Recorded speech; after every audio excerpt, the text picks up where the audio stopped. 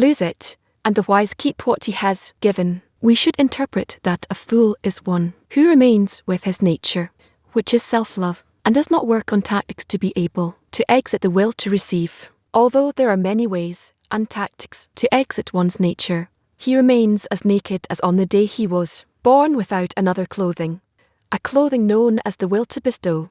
For with the clothing of bestow, he can dress the delight and pleasure he should receive. Yes, however, sometimes a person begins the work of bestow and explains to the body that this is the whole purpose of the work, to receive vessels of bestow.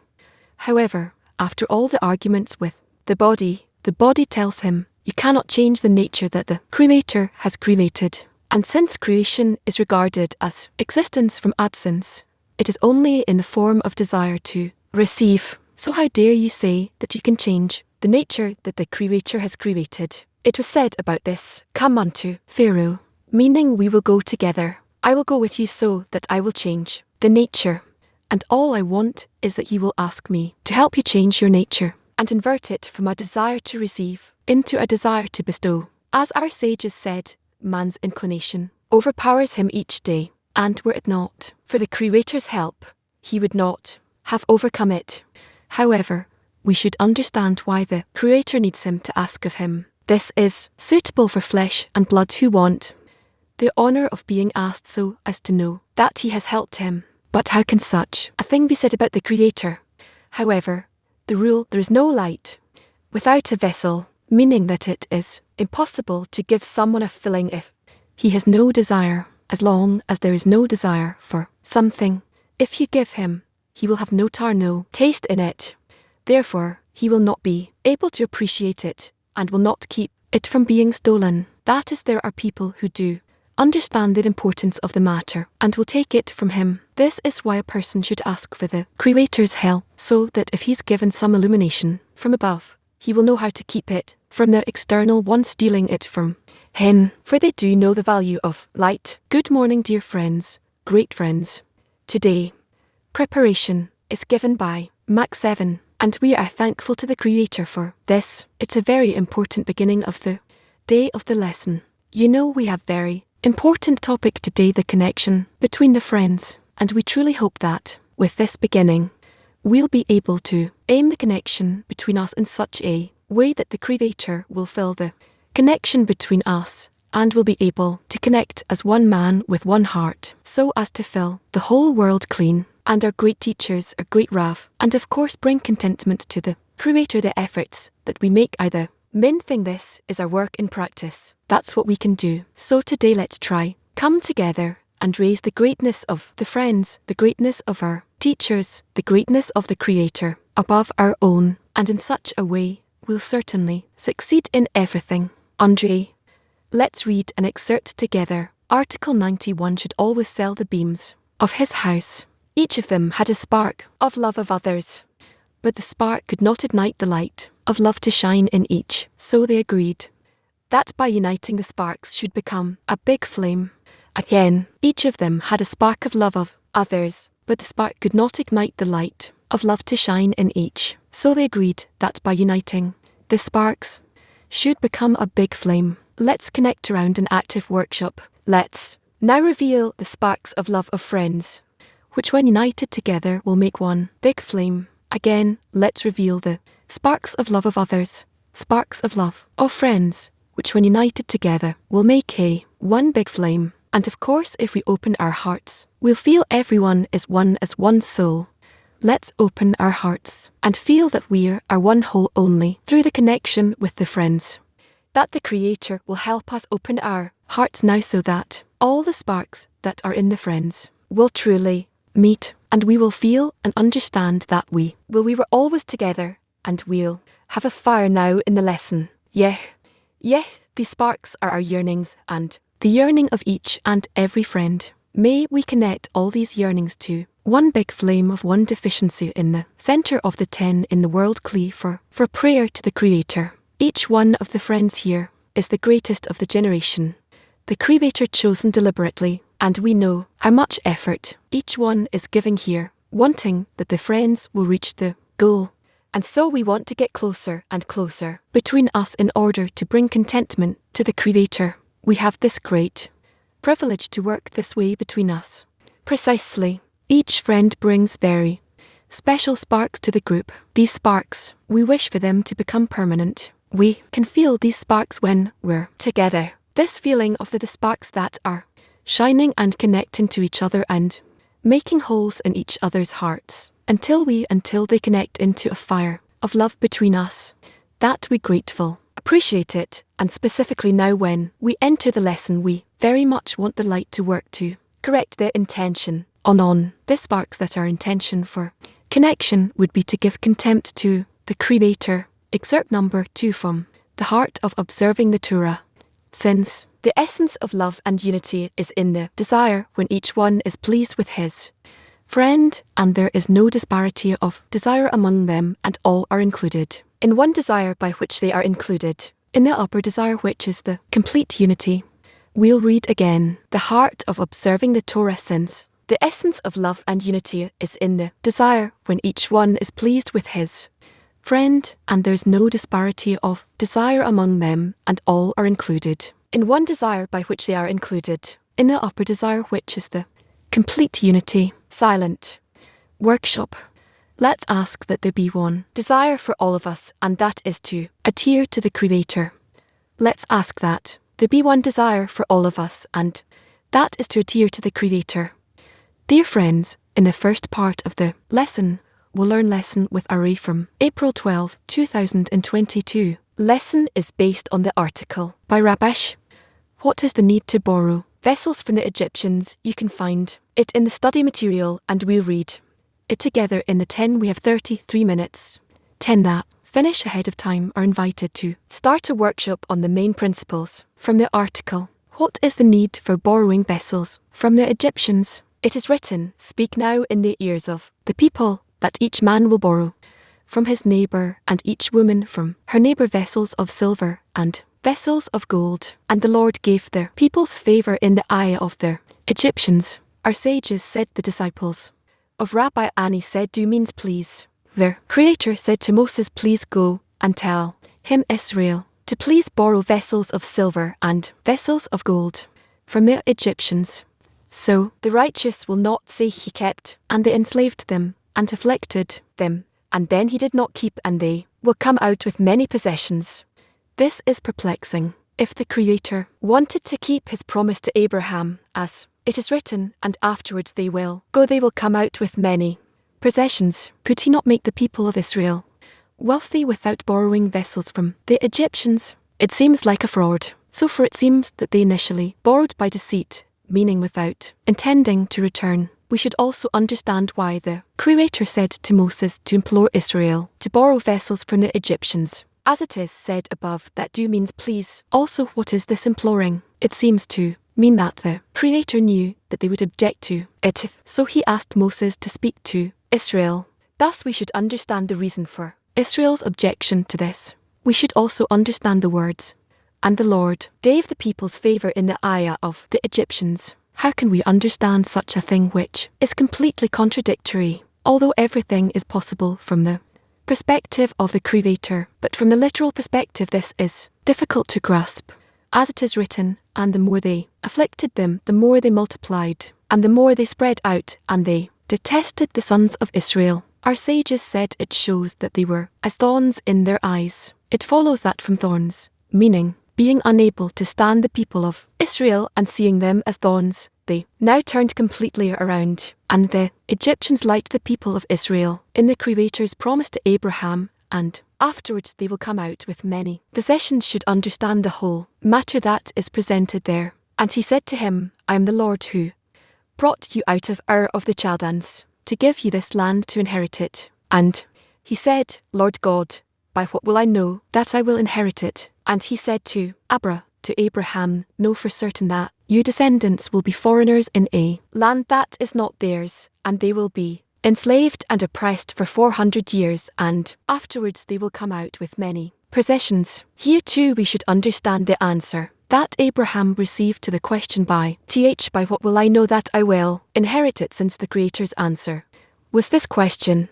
As it is written, and he said to Abraham, "Know for certain that your descendants will be foreigners in a land that is not theirs, where they will be enslaved and oppressed for 400 years, and afterward they'll come out with many possessions." Thus, the question was about guarantees on the inheritance, and the answer to the guarantee was that the people of Israel will be in exile. But is exile a guarantee for inheriting the land?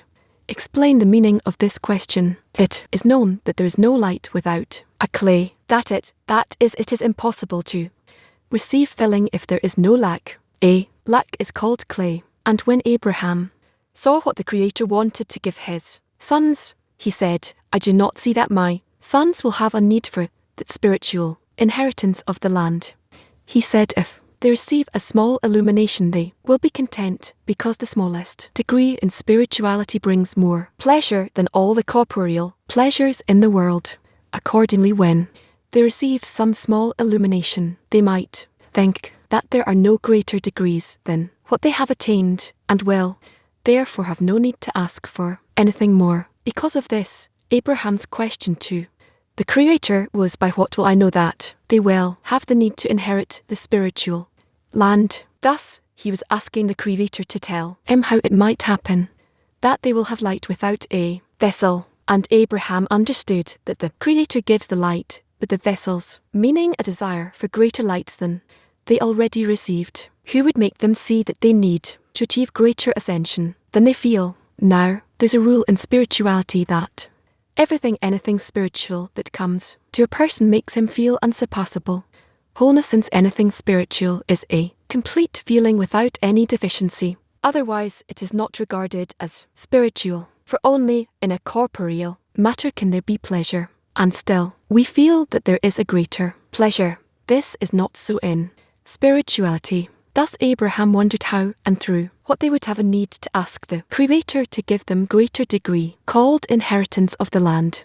He said that the Creator's reply to him, "Know for certain that your descendants will be foreigners in a land that is not theirs," means that from the exile in energy, they will have a need to ask the Creator to give them greater strength each time. The reason is that when a person begins to advance in the work of the Creator, and wants all his actions to be in order to bestow, he sees that he cannot prevail. At that time, one asks the Creator to help him. Our sages said he who comes to purify is aided. And the Holy Zohar asks, how is he aided? With a holy soul. Indeed, everything that they overcame in the work sank in the earth, as he says about their building of Python and Razes. That is, each day they had to start their work anew, because everything they built went into the abyss, and they always saw themselves as though they had never begun to work, because they did not remember any word of Torah that concerns work, and always reflect on themselves. Where is our work? The efforts we put into the work, where do they go? It is even more difficult to understand how the keeper of Pharaoh could swallow all their work to the point that they did not feel that they ever engaged in serving the Creator, that their goal was to achieve wholeness, and they knew what they wanted. Suddenly they have come to a state where they forgot everything, and no rashmot recollections remained in them from their work. All this was deliberate. The Creator has prepared her for this purpose, so as to constantly keep them in a state of beginning. It is known that all beginnings are tough, so they will be forced to ask the Creator to help them. As said above, that he who comes to purify is aided. And as the Holy Zohar says, that each time they receive a holy soul, which is a force from above, meaning that each time they receive additions to the soul, this accumulates into a great amount, as it is known that what is given from heaven is not taken back. However, although each illumination received from above departs for the time being, in the end, when he completes the amount of labor that one must do, as in everything that is in the might of your hand to do, that do, he receives at once everything he had received one at a time. He thought that it all went to the Kepot, but then he receives everything back.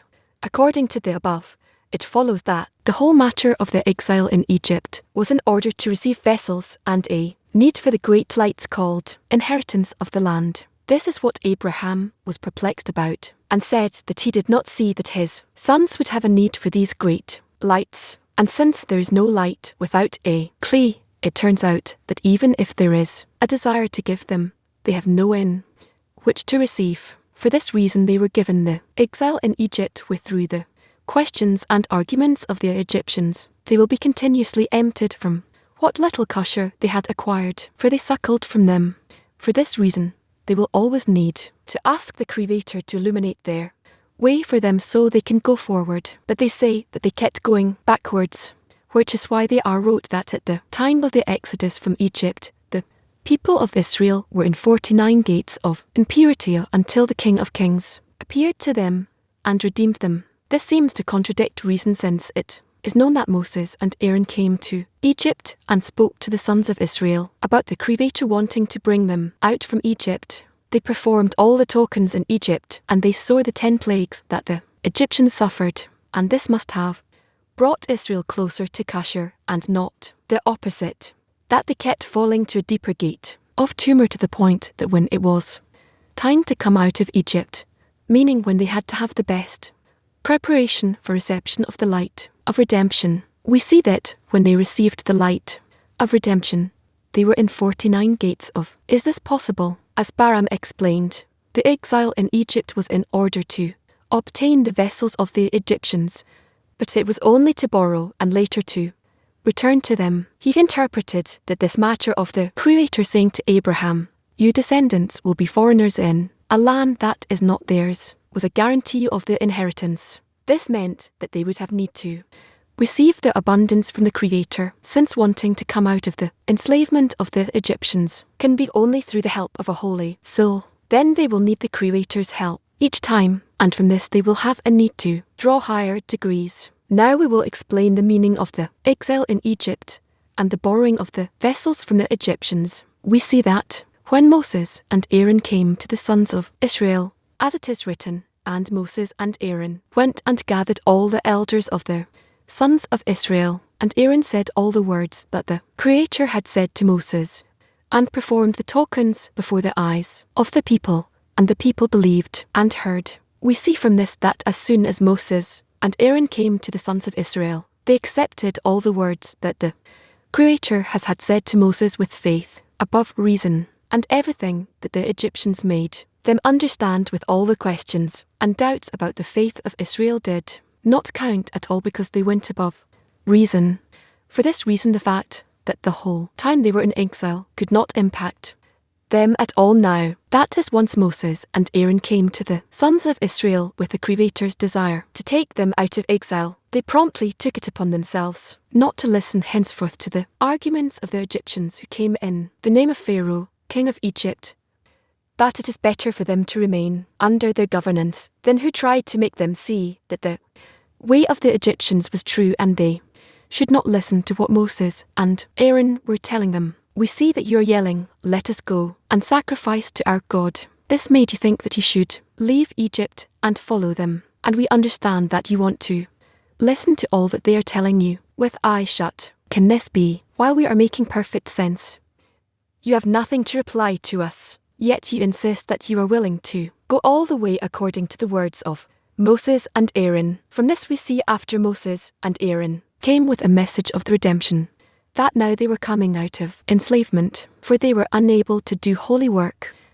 They were happy with this message and did not need any exaggerations of flavors of Torah, and rather they were happy precisely with this meaning, with being able to simply observe and practice. This gave them complete satisfaction, and they delighted in doing their master's will, as it is written, "Therefore they cry out, 'Let us go and sacrifice to our God.'" Follows that now that they are coming out from the exile in Egypt, with vessels that do not need anything, but as it is written, "And the people believed and heard, and they have no need to inherit the land that the Creator had promised to Abraham, as it is written, know for certain, and afterwards they will come out with many possessions," meaning that the exile was a guarantee that they would have the need to receive the delight and pleasure which is the inheritance of the land that the Creator sought to give to his descendants. But they still did not have the vessels for this, and were content with a little. This is why when the Lord said to Moses, Speak now in the ears of the people, that each man will borrow from his neighbor and each from her neighbor vessels of silver and vessels of gold. And according to Abber's interpreted, we should say that it means that they will take the vessels of silver and vessels of gold that the Egyptians have, meaning take their desires and longing, namely all the doubts that they had about the way of the people of Israel. The Egyptians were always demanding that everything you do must be with reason and understanding, and your engagement in overcoming in order to exit self-love and to do everything in order to bestow is the wrong way, because the Creator is good and does good, and when He created the world, He certainly did it to benefit His creations, meaning that we creatures will enjoy the delight and pleasure, but you are leaving the right path and taking on a path that is completely against the purpose of creation.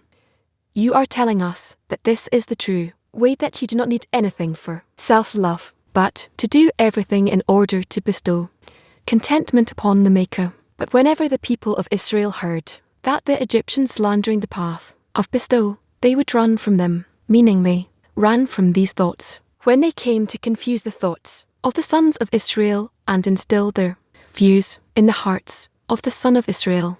For this reason, the Creator knew that they would not want to hear Egypt's questions and doubts of who and what, but they did not have the vessels in which to place the many possessions. Since there is no life without a vessel, that is, a person cannot be given anything for which he has no desire. Therefore, if you were to ask the sons of Israel, "What do you want me to give you?" they would say, "We do not want anything from you. On the contrary, our aspiration is to give you.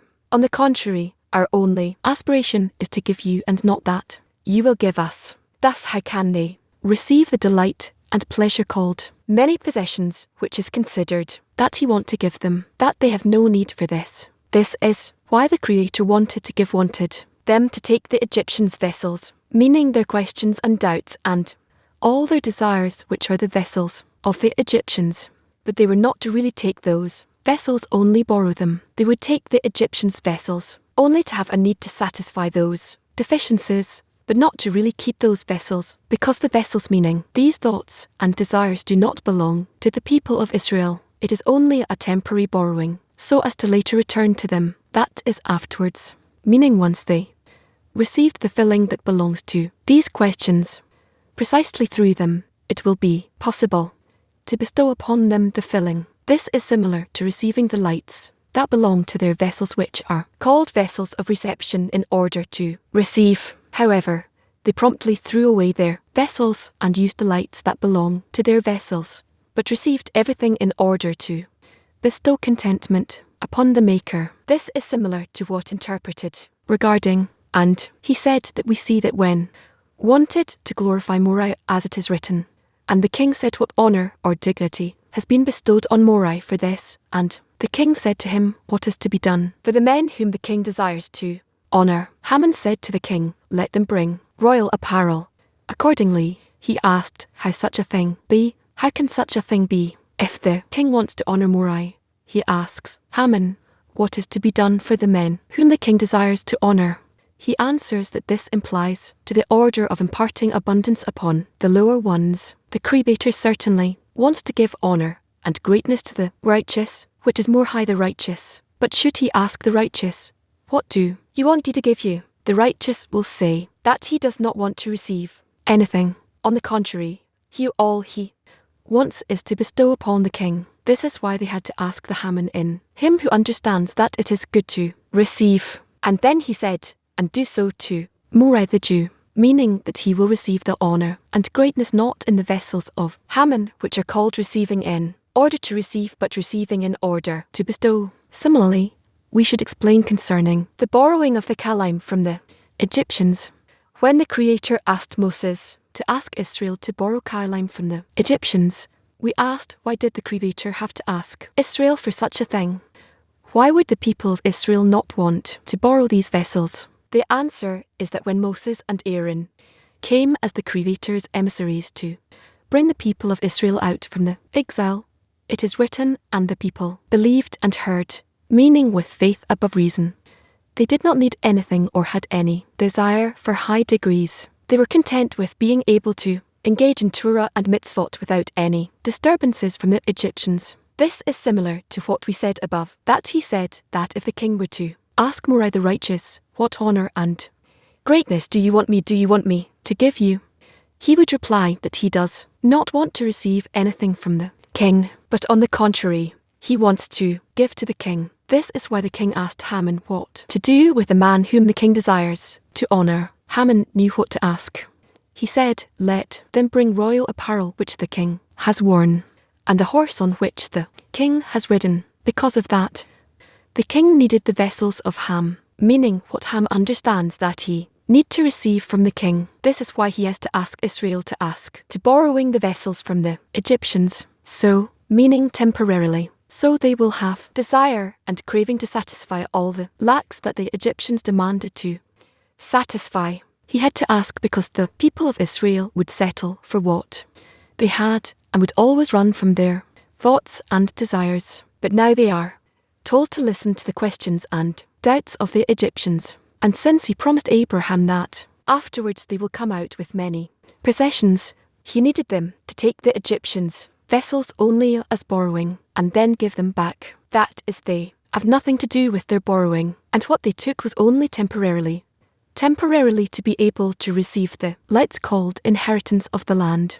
which the Creator had promised to Abraham. Now we can understand what we asked about how the matter was turned from one end to the other, says the writing says, and they detested the sons of Israel, meaning that there were thorns and afterwards, and the Lord gave people favor in the eyes of the Egyptians.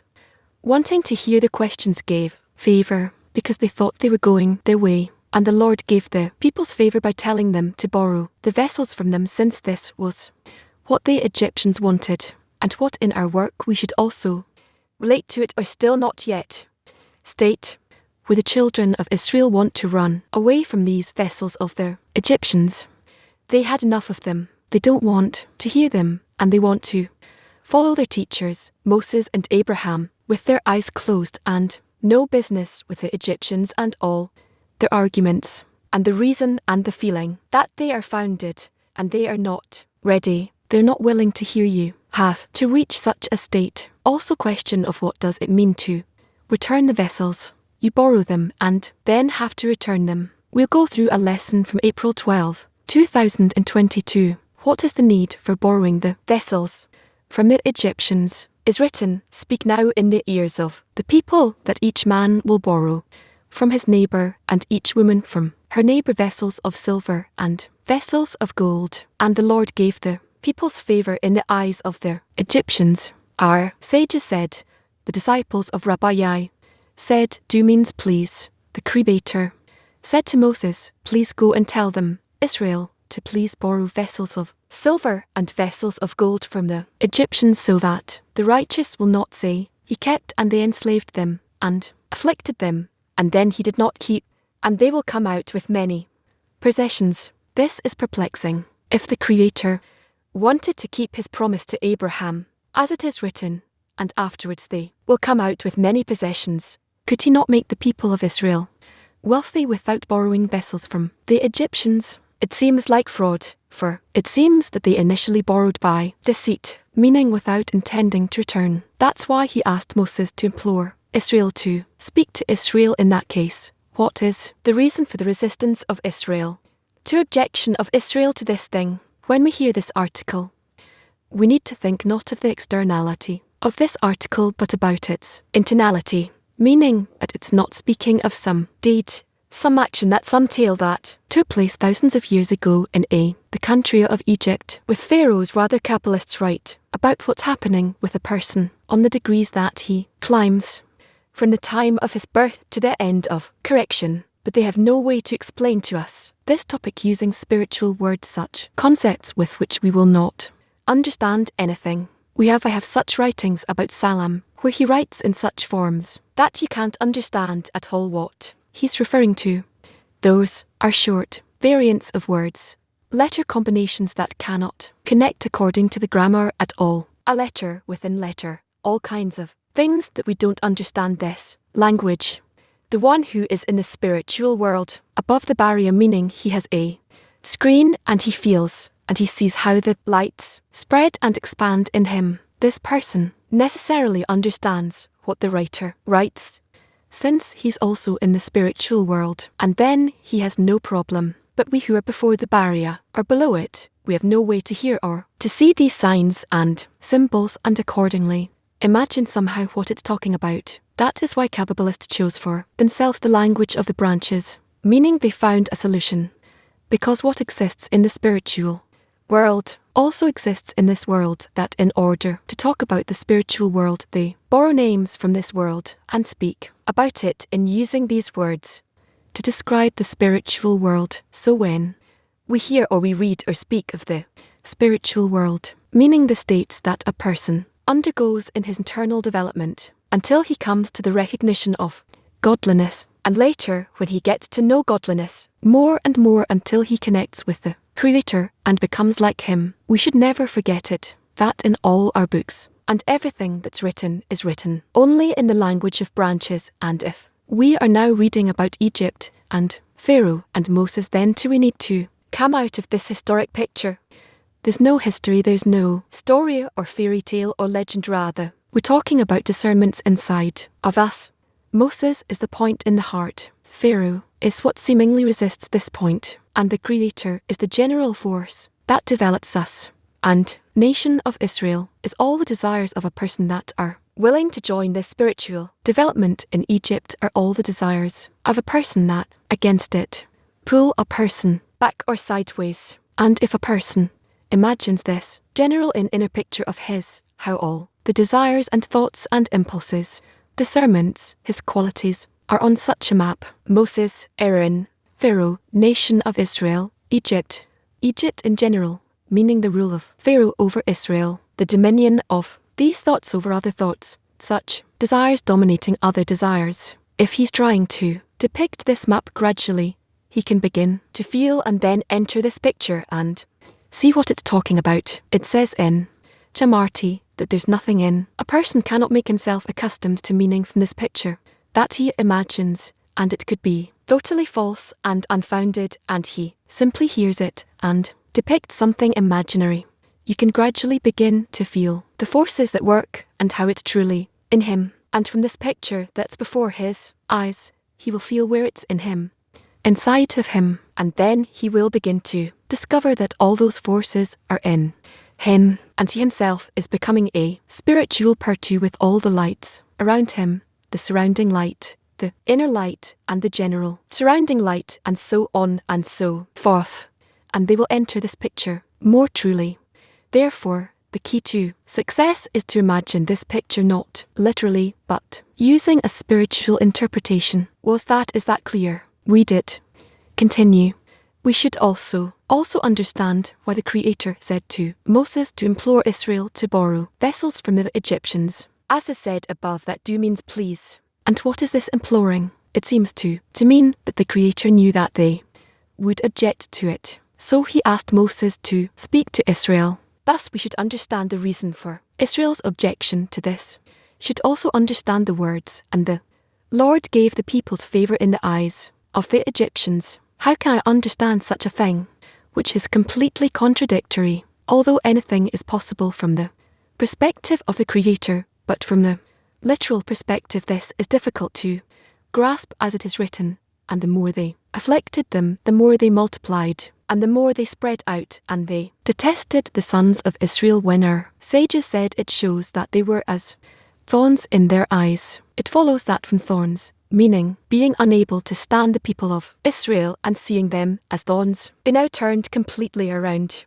And the Egyptians liked the people of Israel, meaning Rash is describing to us how from the beginning there's only one point that yearns for spirituality, one small desire called Moses, in order to insert a person to spirituality, to feel the upper world, to feel the upper force, eternity, wholeness, to live in identification with the soul and not with a body, such small and despicable life, but eternal life above the incarnations. And for that a person needs to grow the point of Moses and to add to it many more desires, forces, vessels. So the essence of man will connect to this point, and then there will be a part as we study in the preface and in the study of the tense verb what is a spiritual part, but if from a point it becomes a part it means that this person has a soul. So how to make this point into a part? We need to add to this point desires, all kinds of forces, desires to bestow, desires to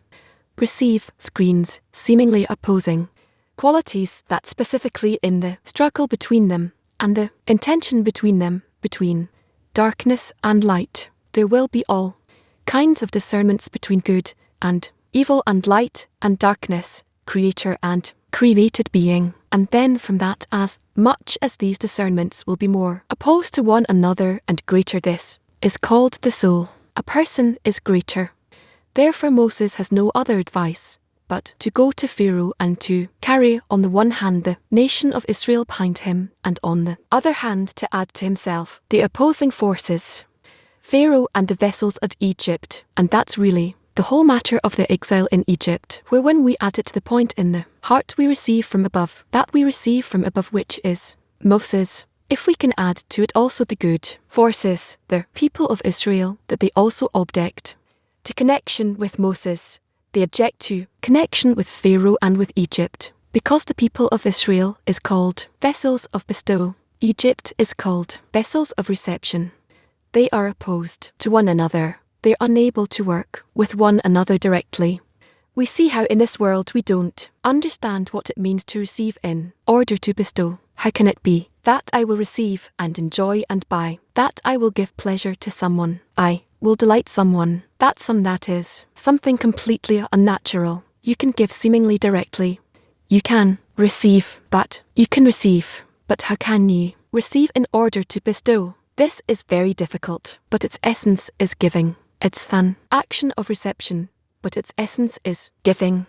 Therefore, the people of Israel, also Egypt, also Moses and Pharaoh, they are perplexed. They don't know what to do, and in the beginning, they're not willing to connect. So, what do you do? So, what can they do? The Creator says to him, come to Pharaoh, meaning I'm coming with you. If not, if you're not coming, if not this, the decisive action of the Creator that come and I will connect you, and only if you connect you and Pharaoh with the people of Israel, with Egypt, only after you connect together, you'll be able to come out of Egypt and acquire the spiritual world. You'll have vessels of reception called Egypt, vessels of bestow called Israel, and together with them you'll be able to come out. You'll have what to work with. You'll have a soul, and then you'll have all the vessels of the soul both, and then gradually you'll be able to correct them from the bar barrier onwards for 6,000 years, which is called the walking through the desert and coming to Israel. That's why we have to understand how difficult is this story, but he's describing our exact state right now, how we have to mingle with all those forces for spirituality and against spirituality and connect them in the Creator's promise to Abraham, and afterwards they will come out with many possessions. We should understand the whole matter that is presented there. And he said to him, I am the Lord who brought you out to give you this land to inherit it. And he said, Lord God, by what will I know that I will inherit it? And he said to Abraham, know for certain that your descendants will be foreigners in a land that is not theirs, and they will be enslaved and oppressed for 400 years, and afterward they will come out with many possessions. That was with Abraham. Abraham is called the first Jew. What is the first Jew? A point of light. Inside a will to receive. Existence out of absence is the desire to receive the only created being. How to bring the created being to wholeness, eternity. For that, you need to give him the power. To bestow the power of the Creator. The purpose of the Creator was to create the created being and bring him to the highest degree possible. The highest degree is the Creator himself. Less than him is not wholeness. That is why that point, existence out of absence, must reach the scale and all the qualities that the Creator has. How do you do it? The Creator introduces a spark of light into this point and begins to develop it. So there are two opposing forces in the created being. This black point, existence out of absence, and the spark of light that works in it. This spark of light is called Abraham. The black point itself is all of humanity. And Abraham is asking about this point. How can I be like you? He turns to the Creator. The Creator says, don't worry, I will place you in Egypt. You mean in your children to Egypt, and by mingling with all these corrupt desires against it, the nations of the world, you will acquire all the desires from them. These desires will work for the same goal, the same mission to come closer to me, which is your desire. And out of that, your size will grow to be like my size, meaning the spark will grow to be a part as great as the parts of the Creator, the force of the Creator. We learned this from Son of Absolute. And when the Creator tells Abraham that you will be in exile, Abraham completely calms down, meaning he knows that he now has the ability to grow his force until it matches that of the Creator's. The Abraham within a person is that became Moses. The quality of Abraham in a person after the preparations becomes the quality of Moses. And that's what it says that your children will be in Egypt. Why is that point, that spark, grows from me being in Egypt? What makes it grow? At whose expense is this spark growing? In Egypt, at the expense of the Egyptians. You can only grow out of the desire to receive. The desire to bestow is a tiny spark that comes from the Creator. There's something there that you can only grasp the idea of bestow. But this bestowing has no power, no action, no ability to do anything. Later it's expressed in us when we are in this world with all of the desires to receive, and suddenly a person receives a spark that he's already, ignites him about spirituality. There's something that doesn't let him rest. It's called the desire to bestow. The spark Abraham or Moses, and then we read the story of Egypt, and we also wish to depict all this tale how it's happening with us, because in the coming months, as I advance toward the barrier, these things need to happen in me. That is really the purpose of the article, to show me how I will advance in stages, in the near stages, in the near time, until I enter spirituality. After I enter spirituality, there I can see there's no problem. There, you barely need to write anything. For me, there you write like you write a book for a traveller or a tourist. You know that it's simply helping you to quickly get to your bearing, where you are. Go there. This is there. Make a right. This is like this. In this way you receive the preface or the study of the sphere. Our problem is to reach that. That is why we need to decipher these articles correctly. They will help us when we're still blind. When we say someone's son's like Abraham's sons, it's clear that it's his next states that are coming, not corporeal sons. So the way he's asking Abraham is called the right line. Then you have from him the left line, the middle line. This is preparations. Later Moses, that already matures in Egypt. From this will to receive, this spark comes out, and Abraham and Moses are the same line. Abraham, Isaac, Jacob, Moses, Aaron, Joseph, and David. Abraham's and Moshe is, what isn't clear, is he speaking about the outcomes, the sons of Israel. He's saying, how will I know that they will come out of Egypt? It sounds like he himself didn't cross the barrier. No. Abraham is asking not how they will come out of Egypt. Abraham is asking, how will I be able to receive your inheritance you wish to give me?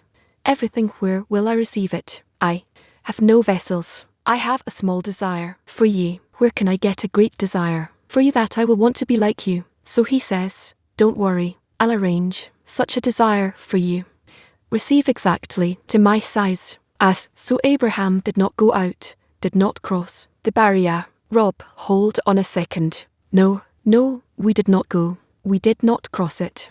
Let's say it did not cross it. Okay, so when many desires that are opposed to spirituality are joined later to this spark, and he pulls, it's the only thing that pulls a person to spirituality, then everything becomes a great force to spirituality, and the person can cross the barrier with it. All of these desires aside from the spark are desires that are called Egypt. Look how much we can take from the Egyptians. And this is the time of preparation before we cross the barrier. It's all to conduct the right struggle between our attraction to spirituality compared to our attraction to corporeality. And if we join all these forces together, we'll be able to break through. Now we're asking, but Abraham was a Kabbalist. He was in spiritual attainment. He's speaking to the Creator. What do you mean? He sees the upper forces to see is possible only through screens, so it's certain that is beyond it. How come he's asking how to cross the barrier and what is what to do there? The thing is we have what we call the fathers, and we have the sons. Fathers are the cascading from above down. These are discernments that descend from above, and a person feels spirituality in them, but a highly refined version of it. Very small coarseness. Okay, it's a very refined version of it. So to feel the Creator and to be with the Creator, Abraham only had to be in his quality, the quality of where is actually beener. It's the same quality only in the goof of the PZU. That is why it has, there are no limitations on it, and because of its refined nature, these qualities with which he was born, he could already feel godliness with them. He had no work there, but for the others below him, his sons, or Isaac is already the left line, and Isaac begets Esab, and all the problems, the right he's asking. How can it be that with these qualities that I'm now acquiring, in order to reach you I will acquire bad things, evil qualities that pull me away from you below? The Critter tells him, promises him, don't worry, you'll enter into exile. I'll give the blow opposed to these qualities, and by that you will be aimed correctly. You will want to rid yourself of the using these qualities incorrectly, and you'll find how to use them correctly in order to rise. Here too, we should understand the answer that Abraham received to the question, by what will I know that I will inherit it? Since the Creator's answer was to this question, as it is written, he said to Abraham, know for certain that your descendants will be foreigners in a land that is not theirs. Then they will be enslaved and oppressed 400 years, and afterward they will come out with many possessions. Thus the question was about guarantees for the inheritance, and the answer to the guarantee was that the people of Israel will be in exile, but it is exile guaranteed for inheritance of the land. Balaam explained that the meaning of this question is known that there's no light without a vessel, that is, it is impossible to receive filling if there's no lack, and a lack is called. And when Abraham saw what the Creator wanted to give his sons, he said, I do not see that my sons will have a need for that spiritual inheritance of the land. He said if they receive a small illumination they will be content, because the smallest degree in spirituality brings more pleasure than all the corporeal pleasures in the world. He's asking about our state. Let's say you're here because something is pressuring you, bothering you, doesn't let you sleep. This body makes a calculation. If I'll stay in bed, then I'll torment myself. Stuff is not going to work out. Who knows? So, you're coming here. No, we'll give you some small satisfaction. You'll be happy and calm. You're going home. You get into bed. You go out to have fun. You're done. Meaning, a small desire for spirituality. That's all you have. And that's what you're sitting here with. If you feel this desire from above, it will be extinguished. Where can you take a greater desire and a greater desire? Since the desire needs to reach the size of the Creator, right? If I wish to receive all the light from Him, I need to have a correspondingly huge desire. Where will I take it from? That's our problem. That is the entire problem, right? You see, you come here almost every morning, in the evenings. Sometimes yes, sometimes no. During the day, you think about it sometimes, and sometimes you don't. Meaning, it all depends on the desire. Sometimes you fall, and you don't even want to think about it. You're tired of this. You run away from it. Later it ignites again. It turns on again. How to acquire desire for truth? Theoretically, I know it's true. I know it's the truth. But if there's no desire, this beautiful goal, nothing, I'll have no strength to attain it. Where will I take the necessity for it? The need. So they give you a solution. Here, you have no other choice but to take these vessels, meaning desires, the impulse for it specifically from Pharaoh. There's no other choice. Accordingly, when they will receive some small illumination, they might think that there are no greater degrees than what they have attained, and will therefore have no need to ask for anything more. And because of this, Abraham's question to the Creator was, By what will I know that they will have the need to inherit the spiritual land? Thus he was asking the Creator to tell him how it might happen that they will have light without a vessel. Abraham understood that the Creator gives the light, but the vessels, meaning the desire for greater lights than they already received, who would make them see that they need to achieve greater ascension in what they feel now. There is a rule in spirituality that anything spiritual that comes to a person makes him feel unsuppressible wholeness, since anything spiritual is a complete feeling without any deficiency. Otherwise it is not regarded as spiritual, for only in a corporeal matter there can be pleasure, and still we feel that there is greater pleasure. This is not so in spirituality. Thus Abraham wondered how and through what would they have a need to ask the Creator to give them greater degrees called inheritance of the land. He said that the Creators replied to him, "Know for certain that your descendants will be foreigners in a land that is not theirs," means that from here, meaning from the exile in Egypt, they will have a need to ask the Creator to give them greater strength each time. The reason is that when a person begins to advance in the work of the Creator and wants all his actions to be in order to bestow, he sees that he cannot prevail. At that time one asks the Creator to help him, as our sages said, he who comes to purify is aided. And the holy soul asks, how is he aided? With a holy soul. Basically here in these words there's a key to understand why the Creator puts the person through this spin. Why do we need then the bad forces that hinder us and bring us so much trouble and suffering, and as if give us thoughts of heresy, that it's not true the Creator is good that does good. It's not true that he even exists, and so forth. Why do I always have to reveal him from the negative, from the opposite? According to reason, we would think that if I want to attract someone, I give him a candy, I give him a cake, something else, and then he's drawn to me more and more. Why do we need to, as if give him opposite forces, rejecting him from me? The problem is that if I give someone pleasures, he'll get close to me because of the pleasures, and to get closer for pleasures, that's not a problem. That's beastly proximity. A person doesn't acquire anything besides pleasures.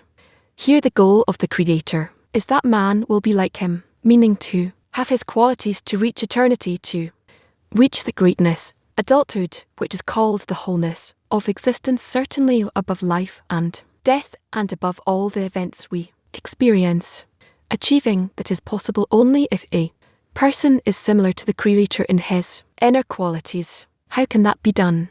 That can be done. That can be given to a person, these qualities, only if a person wants to be like the Creator, meaning not just to receive from him, but to be like him. That's a totally different thing. Either I'm going to receive from you and not looking at what I get from you, but rather how similar I am to you. And to begin with, we don't have a desire to be similar to the Creator. How come we have our own desires, our own qualities, and we don't feel there's a need for something else? Because what's in me is my life. It's me. That's why the Creator must take a person to a state in which he will want to come closer to him and not receive from him, but to receive from him as a means.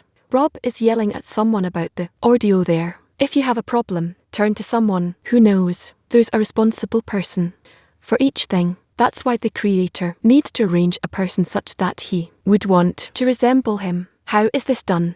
A person is given problems and difficulties, disappointments, fears and anxieties, so that in order to come out of that, in order to exit this, a person gradually comes to a state in which the Creator is doing this for him. This is what we need to discover in the matter of the general nation of ours, that what we're feeling now, what's happening to us, is because the Creator himself is arranging it for us. He is the one who's battling with us, through the Arabs, to the Americans, to everyone, doesn't matter. But he is doing the bad for us, no one else. Rather through those puppets. When a person begins to discover this, and sees he has no choice, no solution remains for him, but to turn to the Creator. That's already a solution. So he turns to the Creator to help him. And when he turns to the Creator, this brings a connection between them. And then, in accordance with as much as a person wants to be close to the Creator, he receives from him forces, qualities, and desires of the Creator. and then he rises a degree. It's not that he remains below, and his life begins to be better than before, a little better than before. Oh, he has a wife, he has children, a good living, he's blossoming financially, silence, peace, calm. What's in this world where Creator corrupts this on purpose so that you will turn to him, seemingly in order to receive this so-called peaceful beastly life, but you have no choice because you need him. You come closer to him. You start not to build your life that is better here, but rather you start to rise and rise more above to be more and more similar to him. And then he brings you to spiritual life by raising your good and peaceful, calm corporeal life. He actually obligates you to rise to spiritual life. If a person can decipher correctly and see the picture before him correctly, he truly sees it as a purposeful guidance and providence from of every second that's happening to each person in the nation and every state in all the world. This is what he's about to explain to us. Here that the governance of the Creator, in the exit from Egypt and the servitude in Egypt and the exit from Egypt will accompany the person from a good life from in Egypt. Jews lived well. In corporate, they had everything, but to take them out of the spirituality they had to go through blows for which they will want to escape there. Oh, I see them here. It's the now. It sounds like something relevant to our times. Before it didn't look like that. It looked like it was you just received some blows and it's already something. If I have an animal, so let's say a dog, and I want to raise it, so I give him a treat every time he understands something. So why through suffering it's not more beastly than through pleasure? What's the difference? Meaning you're asking, why does the Creator advance us in such a way through the sufferings? Why is it less beastly through the suffering? You start to ask about the source of the suffering. If the Creator were to just give you blows, and you were like a beast, and the beast has no inner connection with the Creator, and a person does, so in truth all the blows that go over animals and beasts and inanimate and vegetative inanimate, what those blows we'll talk about later, but what's the connection between their blows and our blows? But the person who goes through blows, these blows gradually bring him to development until he starts to discover their source. And when he discovers their source being the Creator, this begins to be for him some light. He starts to already see that there's a reason, and there might be a justified reason or maybe an unjustified reason, but it's already a causality, meaning these blows have some form of way or they're coming with a purpose. A person has a point in the heart, and through the blows he discovers it his point of the heart and its connection with the Creator. And if there's spiritual life above the corporeal life above the blows, if this point was not inside a person, then in truth the blows would have no justification. So why not create the pleasure that I'm searching for extra incentives except for the pleasure? If he fills me 90%, now I'm searching for another 10. If he were to come closer to the Creator through the pleasures, so let's say I received a candy and he's also showing me that he gave me the candy. Okay, wonderful. Thank you very much. Now he gave a cake and also reveals himself that he gave the cake. So I'm constantly locked on him, honed in onto him in the manner that it's good for me. The other way we could say it is that I never can exit my desire to receive, because I constantly need more and more gifts from him to receive from him more and more. So my connection with him is a beastly connection to just receive. By this I can never exit, and to be like him to bestow. By this I can only increase my vessels in order to receive. I don't attain the goal by this. That's why our path is opposite. It's hard to grasp this. We don't yet have a spiritual rationale. We're still below the barrier in a kind of a unilateral nature. Yes, in a corporeal nature only to receive, and calculations are only by this. When we cross the barrier, we will have the spiritual nature and corporal nature together. We'll start to understand this system and why he's spinning us this way. But at least we can understand that if he were to draw us only through pleasures, our will to receive would grow, and we would never be able to depict ourselves. There is such a thing like giving. That's it. Yes, can we get an example how I can connect Pharaoh to Moses? It's written that the people of Israel exit Egypt with the vessels of the Egyptians, meaning that the maximum, the every bit that you can take out of the desire to receive, and you can join to the desire to bestow, called Israel. This we take, we join them, and we exit Egypt, meaning we receive forces to use that, and also with the of assent with the Egyptians who have joined them. The question is, in what way do we join desires to receive, to the desire to bestow? Yes, how do you join the Egyptians to Israel? The joining of the Egyptians to Israel is made in the actual exit from Egypt. Balaam describes it in a letter where he describes the connection between a person and the Creator in world year soul, and says that when a person reaches the barrier is in the biggest desire to receive towards the Creator, and this is called being lovesick. That I am lovesick, and he wants just like you yearn for some greatest corporal pleasure there is that it you can't even sleep because it catches you that way. Yes, that's how you long for the Creator, to the pleasure that you feel that comes from him, and when you cross the barrier, to this greatest pleasure that you wanted to receive from becomes by the influence of the light to a possibility to receive in order to bestow. You receive a screen upon that great desire. This is considered that the Egyptians join Israel, going through the barrier or joining vessels of reception to vessels of mist are the same. So is there a state that I have some desire, or I don't know, to the extent in which you grow now. During the time of preparation until you cross the barrier, you are growing your desire to receive for spirituality more and more and more. Therefore, if in general you feel that you're more drawn, more attracted to spirituality, even though you have all kinds of questions, and even though you have disappointments, and even though you have all kinds of problems of this world that are added to you on purpose from above, but altogether, you more into this, and less into the other life. There are sense in this and the sense, but altogether it's a sign that you're advancing, until you reach a state in which you're burnt on this, that's it. More than this, I don't want anything. How can you advance towards this? Only by you can advance to this is it's possible. So how can you advance towards this? You can only advance to this through the force from above. Which of the lights? Well, the Creator gives the light, or gives and doesn't give. I'm not the owner of that. I don't know. Or through increasing the importance from below importance, I can't suddenly find in me some supplier that will give me more importance for spirituality. The importance for spirituality can be in me if I will feel, or really feel, that it's worthwhile for me. But because a person is in a group in the society, he can use the group and the society in such a way that they will supply him with the importance for spirituality. That's why we need the group, the books.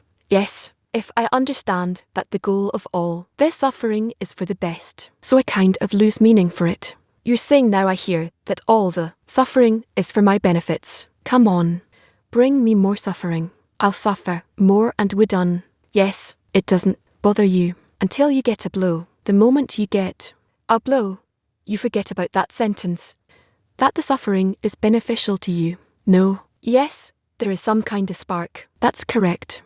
That's called the meeting point between the mind and heart. In the mind, you understand that it's to your benefit, and in the heart, you feel that it's bad. You feel bad from this, and then there's this whole game that we need. And from this clash, you not to start to be making discernments, and the more you collect these discernments within you until you're filled with them, then you breach and break through the barrier and you're ready to enter the spiritual world. Yes, is it right to say that according to the development and the preparation time, that you feel blows that get bigger, and that's the way till the barrier when you really reach your yearning for spirituality? It's not correct to say that the more a person advances, he feels greater blows, only that his blows, his sufferings, become more from animalistic sufferings to spiritual ones, meaning it's I care why I don't have connection with godliness, why don't I want him so greatly, why am I disappointed from him? All kinds of sufferings that are kind of soul suffering, it we should say, instead of sufferings that I'm missing money or honor or a better job or less, and so on, meaning this is what we need to actually do to live in the spiritual process, the corporeal process, is not really harmed by this so much. We speak a lot about spiritual and corporeal, and that society is the main thing that can help us reach a spiritual desire. The society is the main factor that could help us. Yes, so we're still in the corporeal world. So how can the friends help or support also go through the corporeal issues we're going through? No society. There are the articles about the society. Did you read them? You know the society is considered where people are that are in it are connected to the goal, and the connection between them is only through the creator, meaning I need to truly depict to myself in the clearest possible way that if it's not the godliness that I wanted to attain, I would have no connection with you, and this is correct, this is good. If it would only be this way, it'll be more true. And it's hard because the more you're in the society, then we're in all kind of social friendly connections. We help one another. I need to come to the state where I help the other only because I have a connection to godliness, to him only through I reach you. And if someone has something and I need to help him, I help him. Why? Because we are connected together in one mission. And that's why I'm helping. That's why I love him. Because he helps me, and I'm helping him reach the path. We need to be connected only because of this. If we build besides this system of relationships another kind of humane, one nice, it's good for us. We drink, we eat, have fun together. That is simply not correct. It's not good.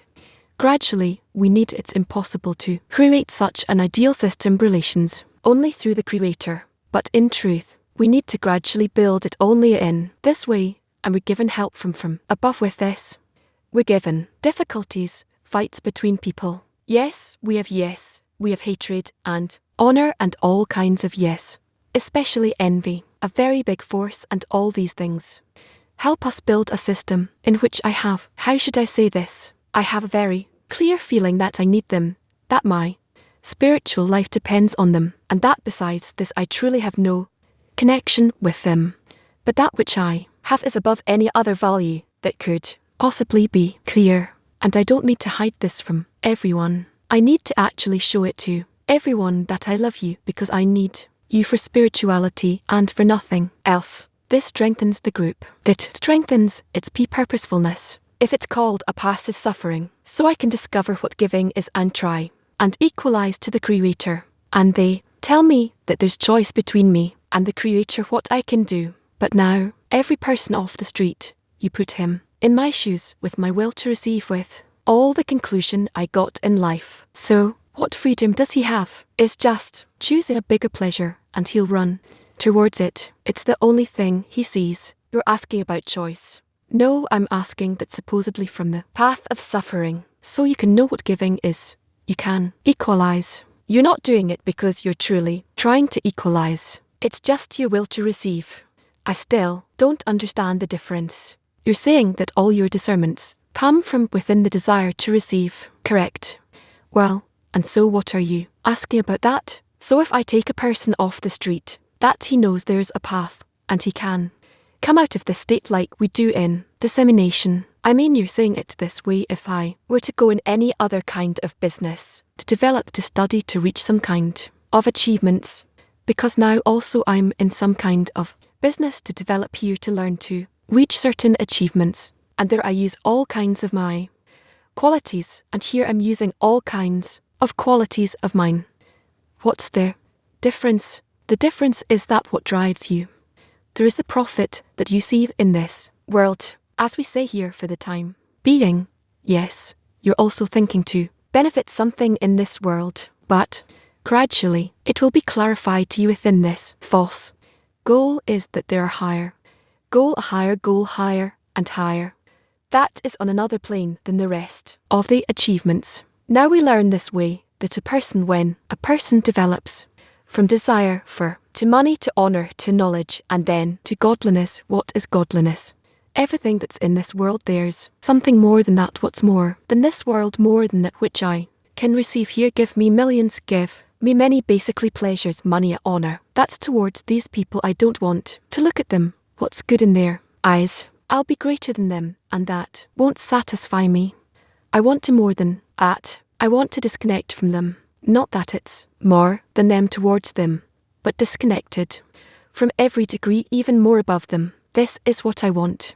This is also egoism. It's also the goal, also human forces that you want to reach. But gradually, you start to build values for spirituality. What does it mean to be above them, above this world, above humanity? And then you'll see that. For this you need to improve. You want to be above humanity, then you need to be not like them. So exit your qualities, receive qualities that are truly above humanity, which are called the qualities of the Creator, and be like Him, please. This is called to be above the barrier. Of course, for now it's still the candy. Just you're being attracted to just like you're attracted to every pleasure in this world. There's no doubt, but gradually, throughout the few years until you advance towards the barrier 3, 5, 7 years, it could take years. I'm not hiding that. You will see that you receive from the surrounding light that illuminates you. You don't advance to your animalistic drive. You advance through this surrounding light, and it gives you the charm, the spark of sanctity. And when you start to grow your point in the heart starts to show its actions, you start to want to receive different qualities from humanity. This is something that we don't know how it happens in us, and we don't understand it. But this is what a person gradually feels and receives, and then accordingly he starts to feel the recognition of evil to what extent is now corporeal. Qualities that everyone has here and now, they are bad, meaning opposite to the qualities that are above the barrier. How does he know what's above the barrier? After all, he's still below the barrier. He knows, since the surrounding light comes to him and illuminates for him in the qualities from above, and then he starts to want this. What is this? Not pleasure from this light, but to be similar to him, like him. Then within a person, there start to be two demands. One demand, which is to enjoy spirituality, pleasures that are above this world. That's called Lishmer, not for her sake, and also to be similar to the surrounding light, which is called similar to the Creator and is already called Lishmer for her sake. He already has these things, and he has these two things, and he enters spirituality.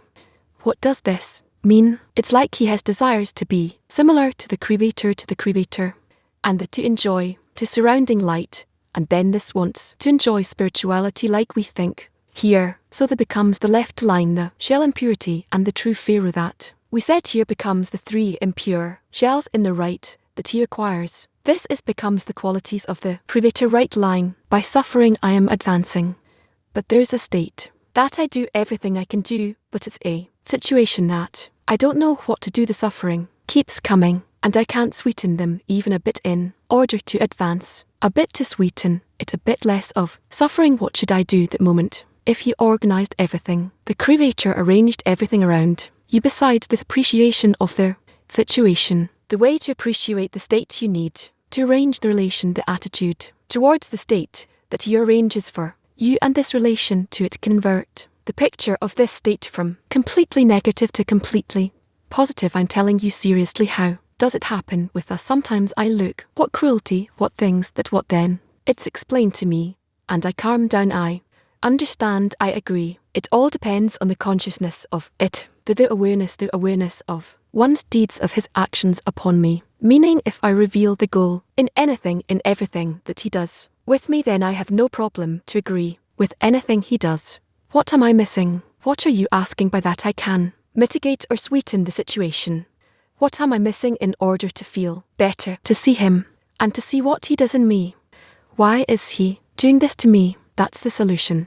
From now till the final correction, each of us is in one age and needs to come to the other side of the path. Now, one state we're below, and we have to reach all the way to the top of the degrees. How do we do this? Through the development of the records. The soul descended from above downwards, and she needs to rise above through the same processes, so that by my deeds, my labour, so my path is clear. It's already determined in advance. Each and every state I have to go through to acquire the left line, the right line, the middle line, left line, right line. That's the we have degrees and states that I have to go through. I have no way to touch this. I can't decide about anything here. Each and every state is defined according to the chain of records in me. It's like our gene that needs to constantly develop according to its qualities. I have nothing. I can only determine the pace of my advancement. Why do they talk about the pace? Because my development depends on the extent in which I recognize it, understand it, agree with it to the extent in which I identify with her. I'm giving a blow. If I work on this in order to understand the blow, then the moment I understand the blow and see the creator operating in it and making it, identifying with it kind of crosses them. Over these things I and there is until I'm in this whole state as one case, and I understood that this is how it needs to be, and in this I in all of my I. By this he changes. He needs to change and replace change to the other side, and so on, meaning every state time that I remain in I am independence on until one understands it all the way to the end, and I'm identifying with it, I'm with it. You know, just if I connect with the Creator, causing a greater pace, that is what I'm capable only. I receive the blow immediately when I receive the blow, when I so that I will feel with the blow that it's not a blow, that it's a force that obligates me to develop for my benefit. I feel purposefulness, I feel spirituality. I'm done. The state changes, and again changes each time in a new state. I should recognize it. That's, and we do this through the crossing of these three things. I, which is called Israel, the Creator, and what he does for me, what intention, what blows he does, which is called the ways to the light, the degrees or the ways to the Creator, to the light. If I manage to lose in each and every state, the moment I succeeded comes the next step, another realization, another record, and that's how I pace. I walk until the end of the correction. The pace, the frequency, is the only thing that I'm capable of increasing from a natural pace, which is years in. Each and every state I can be to die and be born and again be in the same state. So I can from years shorten it to a few seconds, to a fraction of a second. There's a Hasidic story. There are such Hasidic stories with thigs who were carpers not like today's. At when in the time of will say yes, a great, very great cost, that a student complained to the teacher that during the last 10 minutes he had 2 or 3 descents and then ascents and changes of form. So the Ravant they had 400. And you can also count it opposite the spirituality. You can actually count it, because these are the actual degrees that you go through. But I'm before the barrier. That's not important. You're not before the barrier or after the barrier. I'm telling you, all together we learn about ourselves. Kabbalah is a self-study about oneself. The more you recognize, appreciate your state, yourself, who gave it to you, why you were given it, meaning the more you, it's really, the more you know yourself, get to know yourself in a state that you're going through, you go move faster to the next states. That's it. A person is a small world. You have nothing to learn outside of you. Only through you move it to the next reality. This way we're not learning, not the article or anything. Right? Yes, why are you last? He wants to be last, not of her. Okay, let's go. Come some other morning and ask what you were speaking about, how to connect the things. It's great advice. But it's written in the letter from Balaam. It's not that I'm recommending or inventing something. Yes, but there, if he puts the qualities in me, the negative ones, I want to change while I'm connecting those points. But I see that I have disturbances. You don't need to be concerned with the qualities, which qualities bother me and which don't bother me. There's no quality in you, and between us, you have some that we don't talk about before. Everyone, nothing was created for no reason, and that has no necessity or need to reach the goal. That's why, and you don't know. You're not so smart that you can know, you're not so wise that you can know which relationship this quality with that quality and what connection, etc. You can't now depict yourself as spiritual parts, the soul which is built and is whole. It is truly developed, and that's impossible. We don't need to therefore care for any pinpoint treatment of ourselves. We just need to be concerned with the light coming as much as possible from above, care for us and correct us. He already knows against my soul what to do in it precisely. Meaning when he gets there, he each time comes from a higher degree and a higher degree and a higher degree. Accordingly, he opens in me a lower layer of egoism, even lower and lower, and this is how he corrects it from the light to the heavy, and I can't know what will happen to me in any minute. What qualities will jump up in me and the desires and thoughts. We see that suddenly you receive all kinds of thoughts and desires that are different. This needs to be worked on, and whoever goes to take care of the measures is truly a dummy now, as if he knows how to control the system. Okay. Well, let's move to our studies. Let's share impressions from the lesson. What from it are we taking to implement? In the you have love of friends to increase in love. Yeah, we need to accept that we're in the light of the Creator under His guidance. But we don't always feel that through pleasure He's leading us. Why? Because He wants us to adhere to Him and not to the pleasures or the good states. So our way to understand it and know it, knowing our qualities, that's the wisdom of Kabbalah, to explain to a person what the goal is, what the path is, how to adhere to Him. Then all the states will be sweet and whole if we adhere to. Very strong lesson. I was sitting and thinking that probably the time has come to hear it and to understand how we develop and how our point in the heart develops.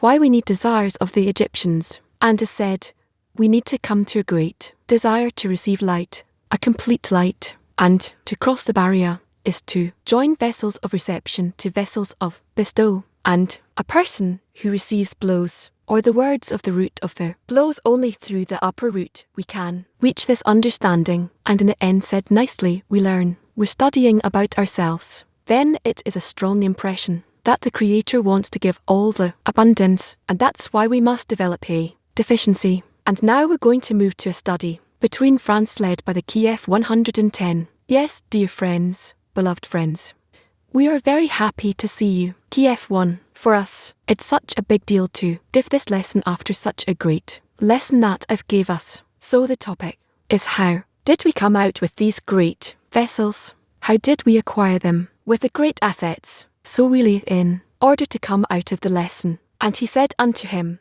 I am the Lord who took you out of the Chaldeans to give you that land to inherit it. And he said, Lord, how well I know that I will inherit it. And he said to Abram, know for certain that your descendants will be strangers in a land that is not theirs, and they shall serve them, and they shall afflict them for 400 years, and I shall also judge the nation that they shall serve, and afterwards they will come out with many possessions. Question for an active workshop. What assets do we gain during Passover? Let's scrutinize this, discuss it in the workshop, and also remember the rules of the workshop. Please, workshop. In Passover, we acquire great possessions because the articles, especially the articles of Passover, which are so many, actually engage in the closest place to us the states that are still immersed in the desire to receive, and other states that we need to reach, in which the desire to receive resists, so much specifically to Israel and to Moses and to all the matter of bestow and going with eyes shut after our teachers. These are things that are not, they don't settle inside of the human nature, and we receive all the greatest advice of how to advance despite this resistance. A person gains revelation of the Creator in this advancement in a long way, but it's filled with adventures. A person acquires the ability to reveal the Creator, how He takes care of him. Like we heard in the first lesson, it's all a person is lacking the recognition of how the Creator is taking care of him. Yes, how shall I know that I will inherit it? Because your offspring will be afflicted in exile. It's actually the matter of giving of our forefathers. There's an innovation of sorts, or development of the desire to receive, to acquire the desire to receive in thoughts and desires, and get to know our ego, and that ego that those great Egyptian vessels we need, so that we will have a vessel to receive the light, the filling. That's why we acquire great vessels, and in those vessels with them, we need to exit from these vessels to a nucleus of bestow, to a place where the Torah was given to us, and it's truly a great adventure in our continuous development of the individual and as the collective as one. Yeah, so exciting that it's only in the connection with the friends is a vessel for spirituality. F. With it alarms with the meals. What can you do? Only the connection with the friends is a vessel for spirituality. Certainly in this we strengthen this connection between us. We hear amazing lessons. We read sources in a new way that we didn't read so far. And they bring the light and make us clay. Yeah, in the end we acquire a vessel built of the desire to receive. And when we pass the barrier, we add it into the wall to bestow. Just like explained, we have the and the, that is what we acquire. Yes, and actually we feel that our deficiencies for spirituality are getting clarified more and more. We understand better and more powerfully what is actually demanded of us for spirituality. We understand that we must let go of the desire to receive, to run away from the desire to receive. And everything is scrutinized much more powerfully, much more precise. And we need to take all these vessels, all these forces, to continue on the path into scrutinies, to more advanced scrutinies. You, friends, we're going to continue sharpening our senses. When we prepared for this lesson, we were talking about our responsibility and our abilities through the connection, not only of our 10, but together how to pass the light to this world through the connection through my friends. I also wanted to add that we always have all kinds of disturbances in life, and every moment it's a struggle inside ourselves. And this struggle the cobblers understood it very well, so they gave us advice how to take another and another step. So the cobbists know what we're doing this for and how we're advancing to eternity with the friends and for their sake. So let's hear what said how to aim ourselves to the right vessels. Whenever the people of Israel heard Egypt's slander about the path of bestow, they would run from them, meaning they ran from these thoughts. When they came to confuse the thoughts of the sons of Israel and instill their views in the hearts of the sons of Israel. For this reason, the Creator knew that they would not want to hear Egypt's questions and doubt of who and what, but they did not have the vessels in which to place many possessions. Since there is no light without a vessel, that is, a person cannot be given anything for which he has no desire. Therefore, if he were to ask the sons of Israel, "What do you want me to give you?" they would certainly say, "We do not want anything from you. On the contrary, our only aspiration is to give to you, and not that you will give to us." This, how can they receive the delight and pleasure called many possessions which is concerned that he wants to give them? After all, they have no need for this. This is why the Creator wanted them to take the Egyptians' vessels, meaning their questions and doubts and all their desires, which are the vessels of the Egyptians. What words from meaning? So let's go to a workshop, an active workshop, a second one. How can we acquire vessels to receive the good and pleasure that the Creator wants to give us? Active workshop, how to acquire the vessels to get all the pleasures that the Creator wants to give us. Just like we just read, first of all, we get great empowerment from the writings from our teachers who give us and bring us into our spiritual intellect, which is opposite the corporal intellect, which is to receive pleasure from candies and cakes in the spirituality. He doesn't want us to be tame, but for us to be human beings, Vadam, and to be similar to him. And that's why he brings us closer despite our nature, by which we truly become free. Yeah, in order to bring us closer, we have to connect the vessels to incorporate with the vessels of the Egyptians and incorporate with the desires of the friends to build a whole vessel. That is diverse, that is big, that is colourful, many vessels. Then that becomes a vessel of what we built together. We connect the deficiencies, and then this one has all the deficiencies. For one we get one. The whole article actually that we went through, also the whole lesson, was about this, how we really develop the correct vessels to receive the light. That's actually all our work. This inversion in reality, where a person is born with the desire to receive with a very small spark of bestow, and through this small spark he needs to flip or invert all his desires to work with them in the form of bestow. It's truly, I don't know how to say, a drastical state that all of humanity has to go through. But that's our rule, and this is the sons of Israel, where yet we have to understand what the good and pleasure is. That's why we have to be in Egypt, and when we discover the true good. So, it's only upon these vessels that we take from the Egyptians that we self-scrutinize what the Egyptians like that I take. Their vessels when I'm doing it for them, so we still have things to understand, and yet it has to be some kind of revolution, inversion upon this Egypt. It's just like Rob said in the first lesson. Why do we need the evil incarnation? Why do we need the suffering? So that we will turn to the Creator and so that we will be like Him. Through the suffering, we ask about the source of the suffering, and the source is certainly the source which is the good that does good. I just wanted to say that as we learn, we have to acquire the deficiencies of the friend, then raise money, and also receive the abundance of the light and pass it on to the friend. That's what we need the deficiencies for of the Egyptians, in order to raise money for correction. In the end, the goal is to not receive the pleasure to want to be similar to the Creator, and the Creator sends us every moment disturbances and desires. That was a very powerful workshop. We also heard a Lot's lesson from 2002. It doesn't matter what year it is, it's felt so strongly when you sit together with the friends and everyone's so young, and you feel how love tells about this holiday, this transition, about this crossover, and as much as everything is clear in mind and in feeling. It was a very strong lesson. Now I'll pass it to. Let's read a source. Friends, let's hear the words of our let's listen to from what Rav told us. Read Psalms, chapter 114. Let's keep our intentions. When Israel left Egypt, the house of Jacob left the people of a strange tongue. Judah became his holy nation, Israel his dominion. The sea saw and fled. The Jordan turned backward.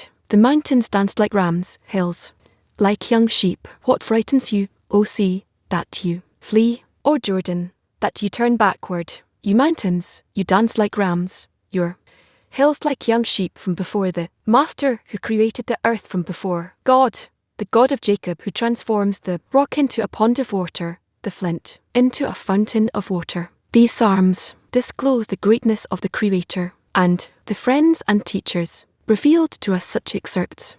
Another one that we will read right now that will prepare us for workshop. We need to rejoice. One must be happy with whatever grip he has on holiness, that even one moment a day is to him great possession. For when speaking of the important matter of holiness, which is Torah and commandments, a person cannot evaluate something small in quantity or quality. Again, one must be happy with whatever grip he has on holiness, that even one moment a day is to him a great possession. For when speaking of important matters, which are holiness, which is Torah and commandments, a person cannot evaluate even something small in quantity or quality. Very powerful excerpt. Now we have a mission for our third workshop. Let's share the joy we feel right now.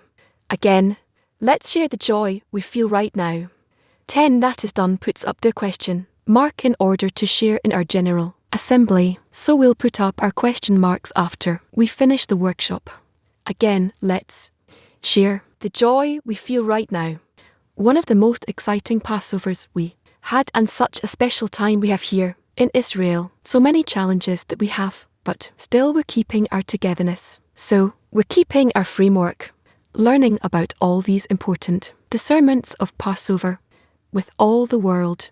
Special times. Thank you to the Creator. We are joy in this spiritual, developmental development where we're moving through this inner revolution, crossing the parting of the Red Sea and the move from this corporeal world to the spiritual world. We actually all have been rewarded to experience this process and to go through it alone, together, and that's why we get these states, and we engage in a wisdom that teaches a person his most inner states and gives us the vessels to begin with, and in actuality. And what's expected of us is to engage in the purpose of creation. Definitely lie a feeling of happiness and gratitude. We're going such a strong lesson. Even though there are rockets flying everywhere and alarms, you still are connected to such a strong thing that you can't let go for a moment. Tell me, I'm saying, what happiness that it's arranged this way for us to hear Psalms of King David. We can also hear how he wrote and how he spoke, how impressed he is by the Creator and what he is doing with him. It's a joy that we let hear this and to be together in this time of Egypt right now. Our day today brings the happiness. We feel the sparks of the friends that we were speaking about in the preparation, and it awakens the fire and the happiness. I'm very happy that we have a lesson today from Kiev 1. I really love this 10 and it's truly great joy. And like Rav said in the first lesson, the Creator arranged everything for us in the environment besides the way we relate to the state. So it all comes from the Creator, and with great gratitude for the lesson and for the friends that we have. Yeah, the creators are organizing all kinds of props and bombs and sparks. So all these corporeal things, we're turning them into internal and spiritual. Friends, we finished sharing the joy with each other in the tens and the whole world. Clean. Please put up your question marks so that we will be able to hear and share this joy. I don't see question marks here. We do. Latin. Yes. Thank you, friends.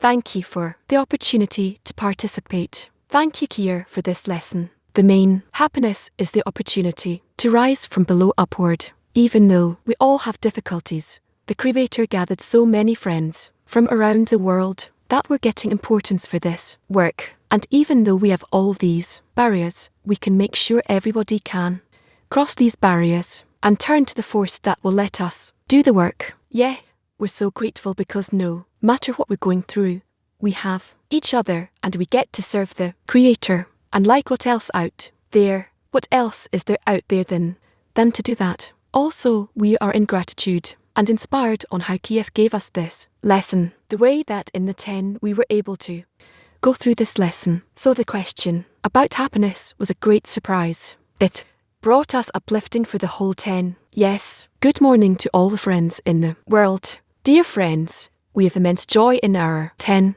that in this time the Creator brought us closer to the correct state, to the state of connection and love and overcoming, and the main thing is that He put our hand on the good faith, gave us life. Let's try to justify the trust He gave in us and the study and of course things. So thank you everybody for this great lesson.